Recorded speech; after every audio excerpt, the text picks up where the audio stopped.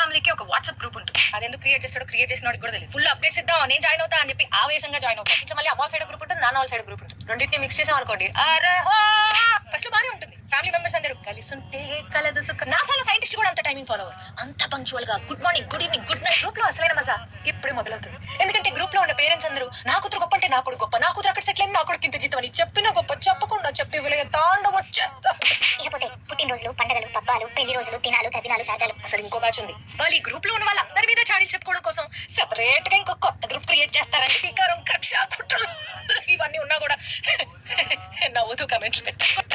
ప్రతి గ్రూప్ లో వాడు వేరే గ్రూప్ లో పెట్టాల్సిన కాంట్రవర్షియల్ ఫోటోనో మెసేజ్ ను మన ఫ్యామిలీ గ్రూప్ లో పెడతాడు. పైగా డిలీట్ ఫర్ ఎవ్రీవన్ కొట్టడం మర్చిపోయి కంగారులో డిలీట్ ఫర్ మీ కొట్టడం. అద్భుతమైన కేటగిరీ ఉంటుంది. వాళ్ళకి టైపింగ్ సరిగా రాక వర్డ్స్ ని విడదీసి టైప్ చేస్తారు. యూత్ అందరూ ఫ్యామిలీ గ్రూప్ లో ఉండలేక ఎగ్జిట్ అవ్వలేక నానా కష్టాలు పడుతున్నారు.